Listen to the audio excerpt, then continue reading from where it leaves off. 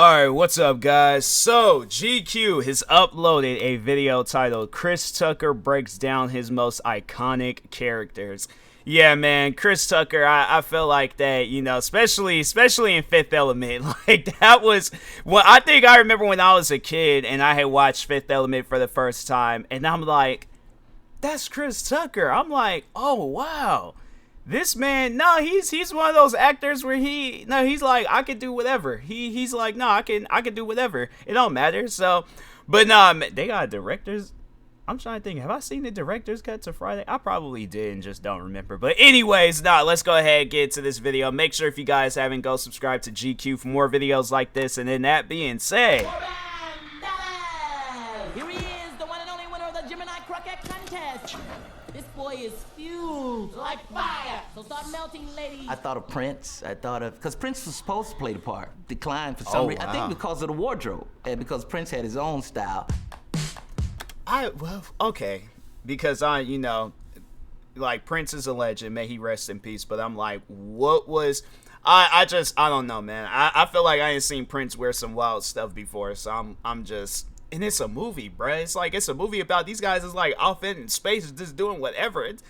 I don't know, man. I know people probably would ask me, like, would I wear something like that? I'm like, yeah, for a movie, yes. I don't care.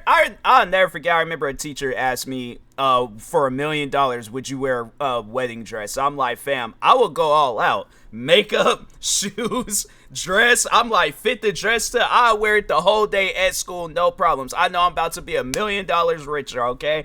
It, like, bruh, all I'm saying is, like, but if money is involved, yeah, but just to be out there doing it, no. So, but anyways.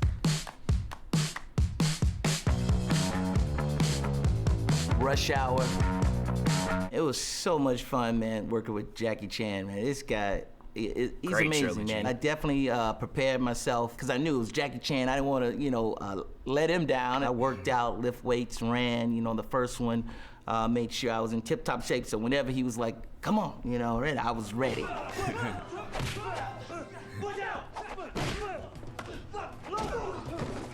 Behind you. But he made it so easy, man, with the martial arts and all, you know, stuff. He was just swinging me around, basically was just following him, man. Go this way, kick this way, look this way. Made it look like I knew what I was doing, so it was good. I mean, one day I think I just walked into a real police station, like through the back door, acting like I belonged there. I don't know what I said, I don't remember, but I was like, this is Carter, you know, I gotta go find him. You know, I wanted him to be smart. He was doing things his way, differently, you know, and breaking the rules. Yeah.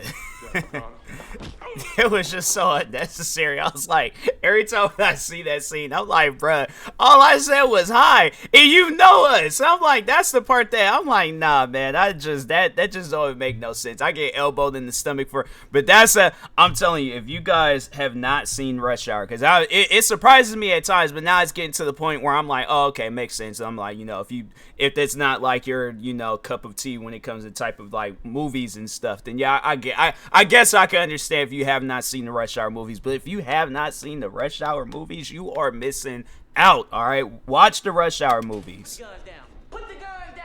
A lot of the scenes was just off the script. I mean, at the improv, Jackie followed me a lot, but he was so good. The chemistry was so great, man. He knew when I went off on something, he was right there with reaction and all that stuff.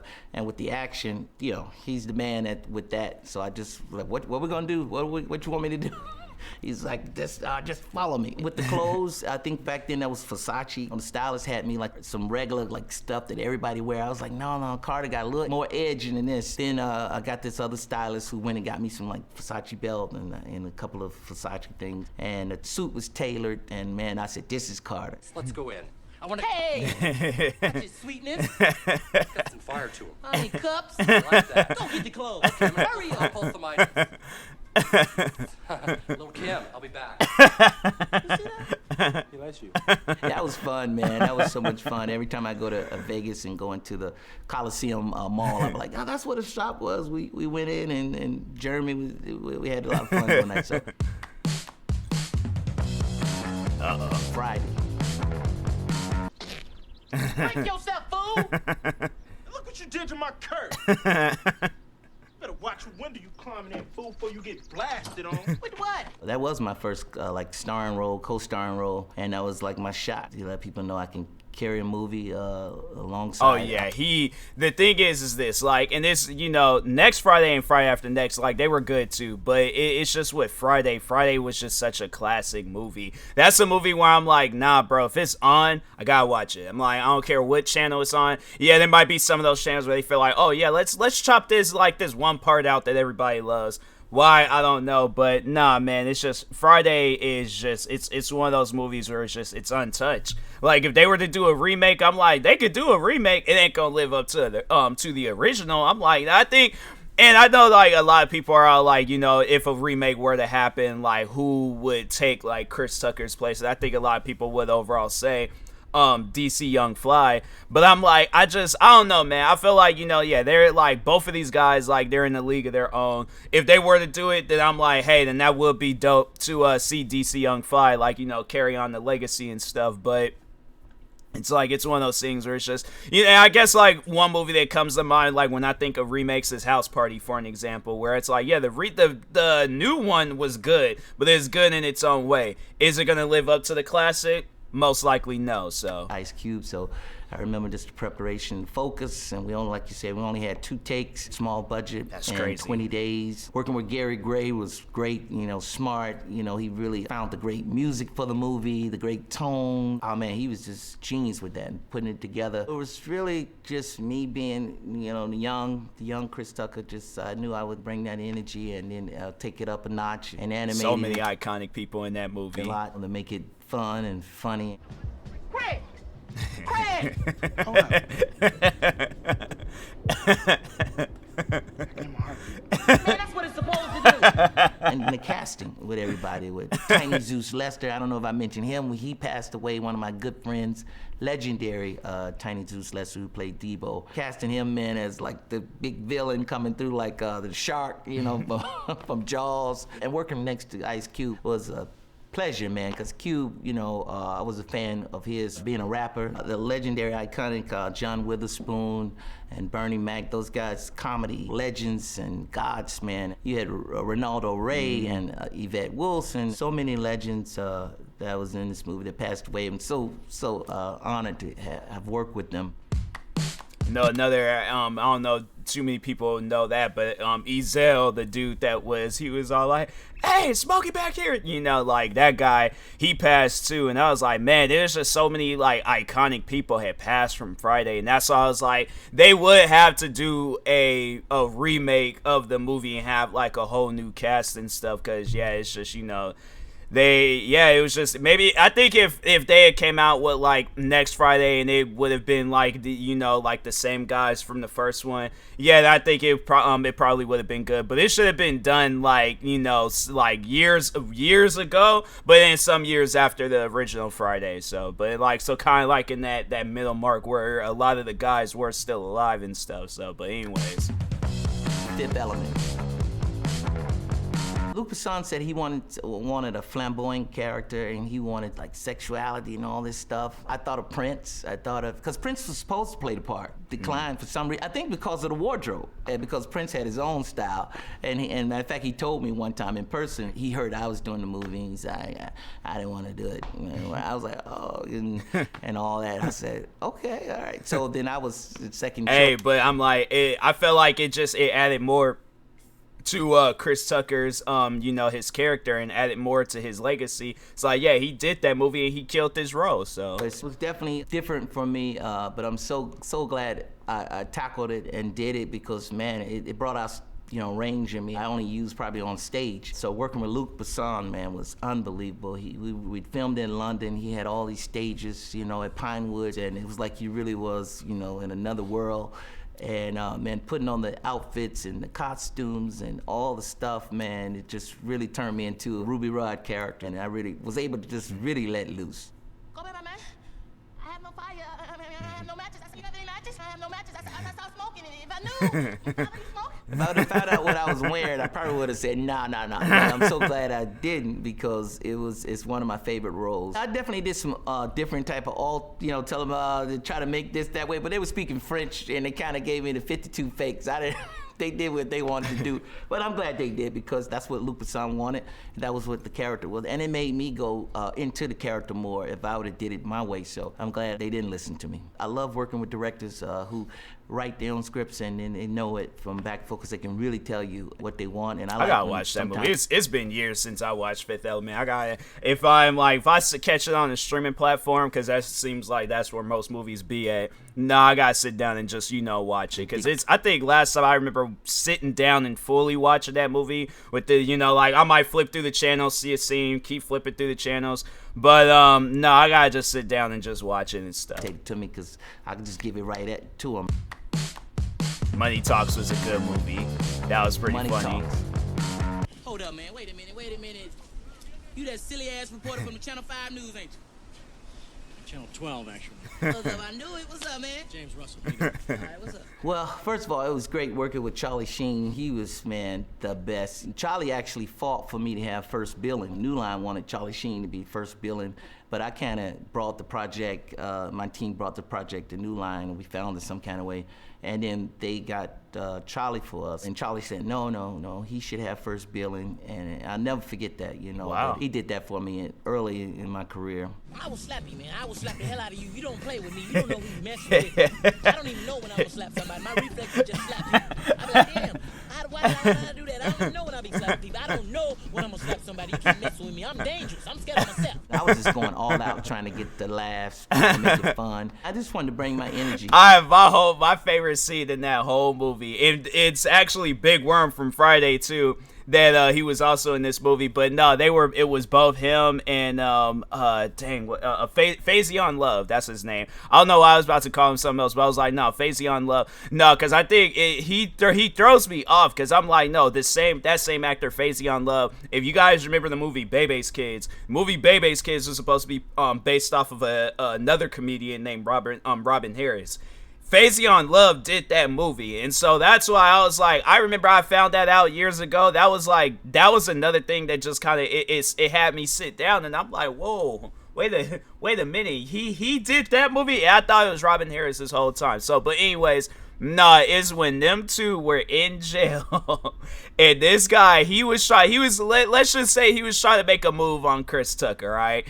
And that, to me, that's my favorite scene in the whole movie. I'm like, nah, Money Talks, that's a movie where it's like, if you guys have not watched it, I get, like, maybe, like, this movie or maybe some other movies, but, like, you have to watch this movie. To the screen, man. I was young. I just wanted every scene to be, energy. The character was on the run, and I just wanted to just be fun, and I was all out. Whatever I could, it didn't matter. Too. I was holding nothing back, man. He came up to the car, right? I got the customer calling back for me, and everybody around here for this. Between me and you, I ain't even doing that. They got my license, my registration, everything. What's up now? The prison scene was something we came up with on the spot on that day of, because we were so young, we didn't think about it till that day. Like, man, we gotta do something right. we were close friends, and we were really close back then, and we just wanted to do something that's iconic, memorable, because we was like, hey, man, we got to do something that's crazy, because we can't let this scene get by us. That was a good Dead Presidents. No, now this, I had to say, like again, Chris Tucker and when his range gets to, like, with acting, like, yeah, he had, like, some, like, scenes where it'll make you laugh in this movie, but I had to say this had to have been one of his, like, most serious movies. Probably his most serious movie. Like, nah, Dead Presidents is such a good movie. It ain't, like, comedy that much. There are, like I said, there are some funny scenes, but other than that, it's such a good movie. All I know is my blood cells all fucked up. Some nights I wake up in cold sweats and shit. Don't look at me like that, man. It ain't the heroin. The heroin ain't never did nothing to me. I was happy that I got Dead Presidents because I wanted to show a different range that I could play dramatic roles early in my career. So that was a lot of fun. I was looking forward to doing that because I did that right after Fridays, I think. So working with the Hughes brothers was great because they had the 60s, 70s music all around the set the whole time, man, and they really put us back into that period, man. The wardrobe, it was just all the stuff they put around us, man, that really made it work. Don't move, mister.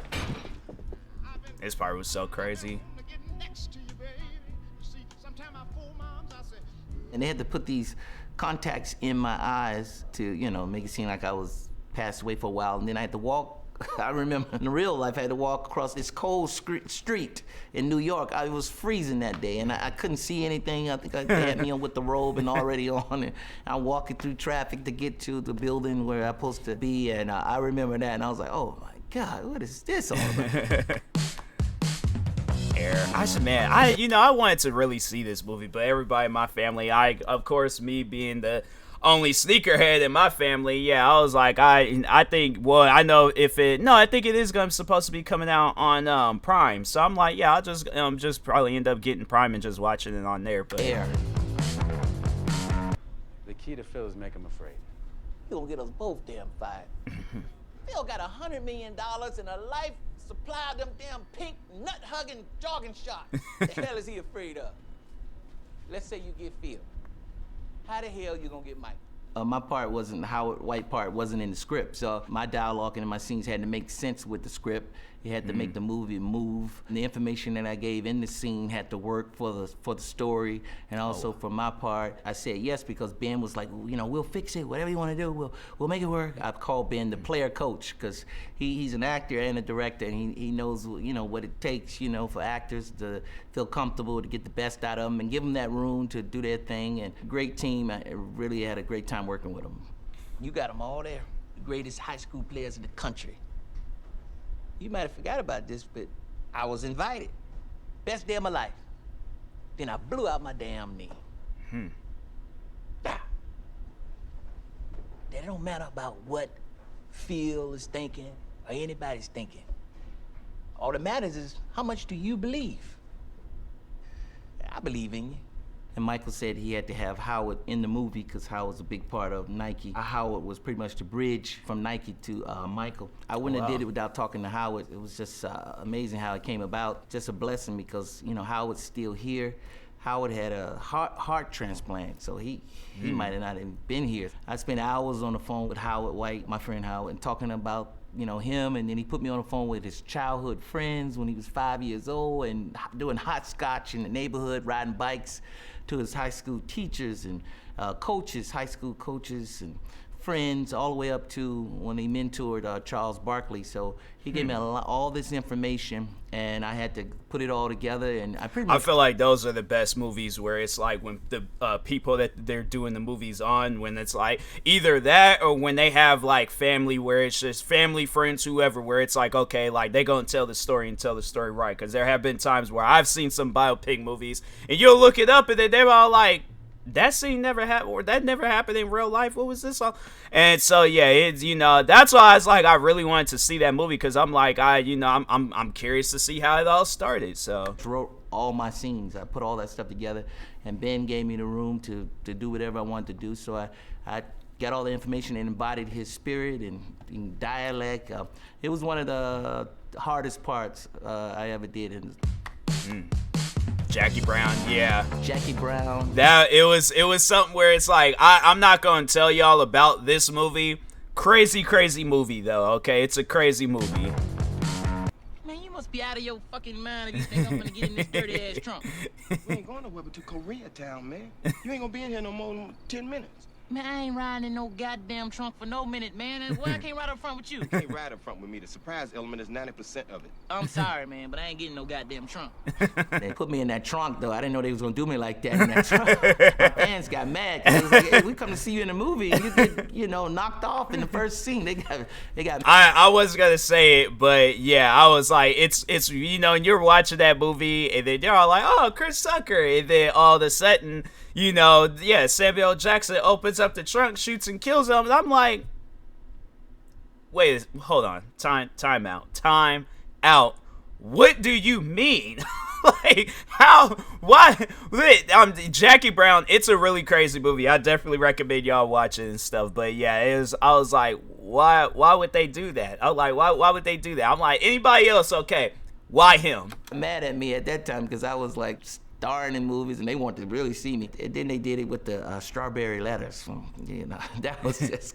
Every time I hear that song, I think about that scene. I wanted to do it because, Quentin Tarantino, one of the hottest directors, and you just wanted to work with him to say you worked with him. So it was fun. I knew it was just going to be a quick scene. I remember Samuel Jackson working with him, and it was worth it. It was a lot of fun. And Quentin, You know, he was basically like, telling me what he wanted, because he talked the way he writes. So natural. That's one of the few directors I kind of said his words kind of word for word, because it was kind of like the way I talk a little bit. And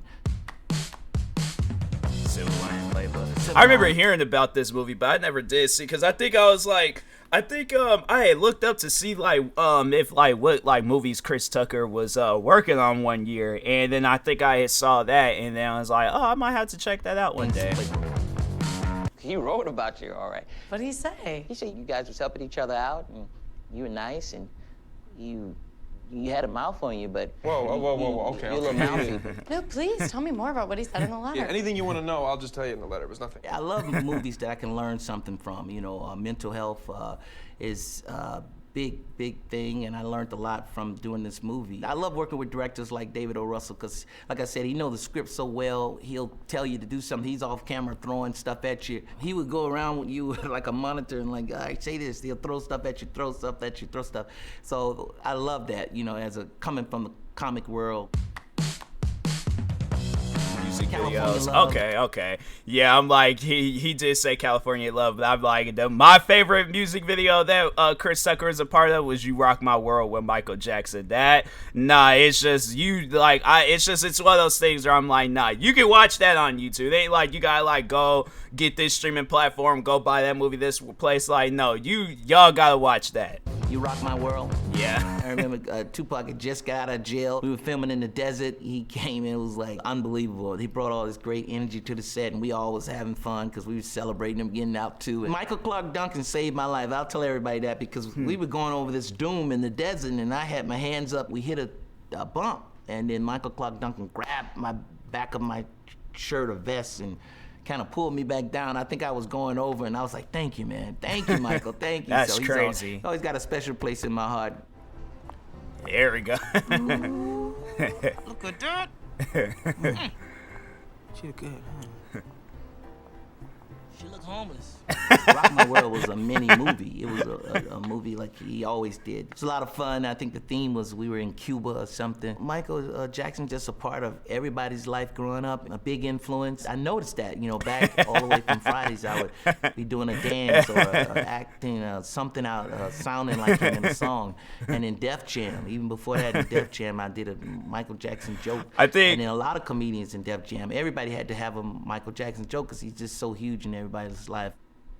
I think Chris Tucker, he did say though, like Michael Jackson had confronted him and said like, hey man, like you know you kicking with the wrong leg, like you don't kick with this leg, you kick with the other leg. So yeah, there was like that. But it's like, it was good though, like when you hear and see videos and stuff and see how like good of friends that them guys were. And so yeah, it's just, but yeah, Chris Tucker, he's just one of those guys where I'm like, nah, bro, it's just, you can't, if you have like any hatred in your heart towards Chris Tucker, I'm like, what did he do to you? Okay, that would be my question to that. But nah, man, Chris Tucker, he's one of those like just legendary actors where it's just, you know, it's just, I feel like there's a lot of good comedians out there, but nah, Chris Tucker, man, it's just, so many words, so many ways I could describe that man as an actor. And then, you know, just, yeah, with all the different types of movies that he's done, I'm like, nah, bro, it's just, you cannot look at it. Then it's just, I feel like he has like his own way of doing things. And so, you know, when you do see him in a movie, it's like, yeah, that's, you know, that's Chris Tucker. I feel like even if they were to do a movie in Chris Tucker's honor, it's like, you still got like, no, it's like, who can live up to his like honor? Who can live up to his roles? So that's what I'm saying. I'm like, nah, man, Chris Tucker, he's one of those guys where I'm like, look, man, I don't care how old I am, I'm always gonna find a reason to watch a Chris Tucker movie, all right? So, but anyways, that being said, guys, if you haven't, make sure you go subscribe to GQ for more videos like this. Like, subscribe to me too, and I'll talk to you guys later. Thank you guys for watching, and peace.